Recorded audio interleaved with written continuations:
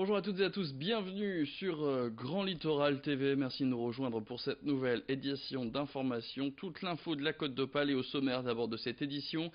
On reviendra sur un accord entre producteurs de lait et les supermarchés Leclerc pour fixer un nouveau prix du litre de lait dans la région. Et puis le grand angle de la rédaction, un bon plan pour trouver des livres moins chers, une bonne idée, alors que la liste scolaire de vos enfants n'est peut-être pas bouclée. Mais d'abord, l'actualité, et ce mardi matin, une bonne nouvelle est tombée pour les salariés d'Arjowiggins à Wizerne, dans le Domarois. Le site a été racheté par un entrepreneur local via la société Wizpaper.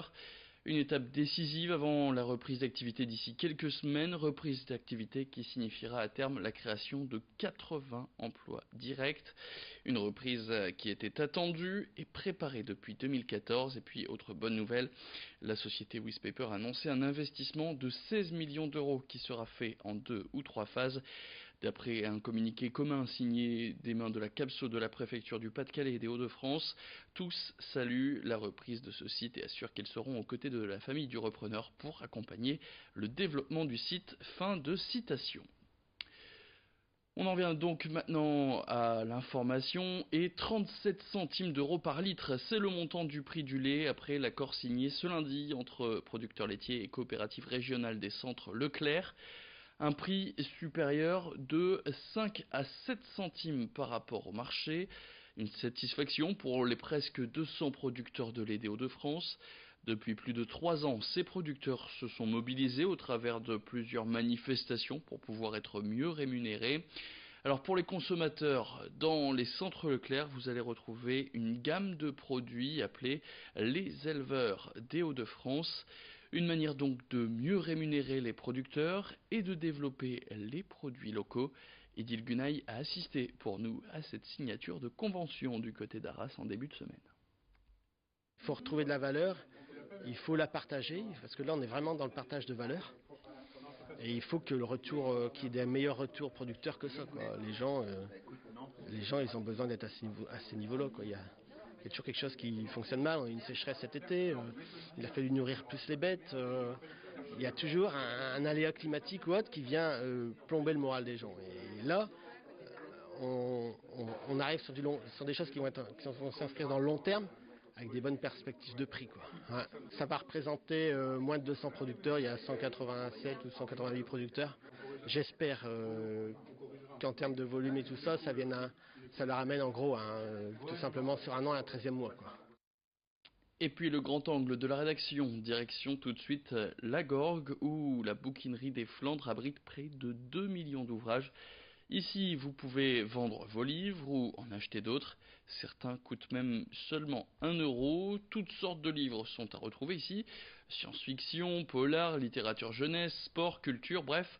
Un bon plan pour trouver des livres à moindre prix, surtout en cette période de rentrée scolaire. À la découverte de cette immense bouquinerie, un reportage signé Louis Caillé.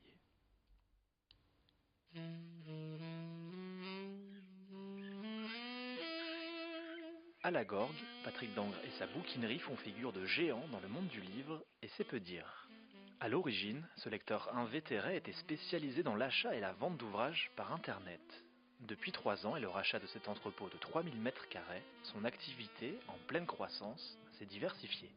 En parallèle de la vente par Internet qui reste l'une des activités principales et qui occupe la moitié de l'espace, Patrick a eu à cœur de développer le rachat et la vente en physique.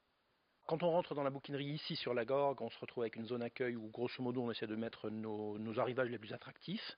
On a des zones où on vend de la fiction, donc énormément de romans policiers, etc. On a des zones où on vend de la non-fiction et on est spécialisé également dans le régionalisme, donc beaucoup de bouquins sur le Nord-Pas-de-Calais. On a beaucoup de livres d'histoire, on a beaucoup de livres sur les animaux, etc., etc. Et surtout, on a une zone très importante qu'on appelle nous la zone euro. Et en fait, le concept est de se débarrasser des livres qui pour nous n'ont plus beaucoup de valeur et tous les livres sont vendus à 1 euro, quel que soit le livre. Chercher un livre dans la zone euro, c'est un peu partir à l'aventure. Ici, pour trouver la perle rare, il faut avoir de la chance ou avoir du temps devant soi, car les livres ne sont tout simplement pas classés par ordre alphabétique. Savoir dans quelle zone entreposer ces ouvrages, voilà le casse-tête quotidien de Patrick. Ce qu'on essaye de faire, c'est quand on reçoit des livres, c'est d'essayer de définir quel est l'avenir de ce livre. L'avenir, ça peut être d'être vendu sur Internet, parce que le thème est un peu particulier, qu'on aura du mal à le vendre en magasin, ou alors le vendre dans la boutique parce qu'on pense qu'il est assez attractif, ou le brader en zone euro, ou même de le mettre à la benne et de le recycler pour que ça redevienne des bouquins. Le principe, c'est d'essayer de définir la vendabilité d'un bouquin et de définir son avenir chez nous. L'autre aspect de cette bouquinerie, c'est qu'il est possible de revendre ces livres et donc de leur donner une seconde, voire une troisième vie. Un bon moyen pour gagner un peu d'argent et libérer de l'espace chez soi. Écoutez, il y a des gens qui revendent leurs bouquins parce qu'ils ont besoin de place, il y a des gens qui revendent leurs bouquins parce que c'est la tendance du moment. Ceux qui ont besoin de place, c'est souvent des personnes un petit peu plus âgées. Les gens qui en sont dans la tendance du moment sont souvent les plus jeunes, qui adhèrent au concept de deuxième vie ou troisième vie des bouquins. Donc au niveau des achats, on a un petit peu tout le monde. Au niveau de la vente, on fait un gros pourcentage de notre chiffre d'affaires sur les mamans, les écoles, parce qu'on a un très bon positionnement au niveau des livres pour enfants. Et justement, cette période de rentrée scolaire, c'est l'occasion de se débarrasser des livres que vos enfants ne lisent plus, et peut-être même de trouver ceux qui sont au programme à des prix très abordables. Et puis l'information en bref avant de se quitter, c'est l'une des plus grosses saisies de cocaïne pour les douaniers de Dunkerque. D'après le phare dunkerquois, 252 kilos de poudre blanche ont été retrouvés dans un conteneur de bananes. C'était lors d'un contrôle à la fin du mois d'août. Montant de la marchandise saisie par les douaniers, plus de 20 millions d'euros. L'enquête a été transmise à la police de Lille. Et puis on vous l'annonçait depuis hier sur Grand Littoral TV, l'enseigne Primark va donc bien s'implanter du côté de la Cité Europe à Coquelles, près de Calais. Une bonne nouvelle n'arrivant jamais seule, le magasin pourrait recruter 400 personnes, comme ils le font à chaque fois qu'ils ouvrent un commerce. L'ouverture de leur boutique prévue donc du côté de la Cité Europe, elle est encore très vague, c'est entre fin 2019 et début 2020.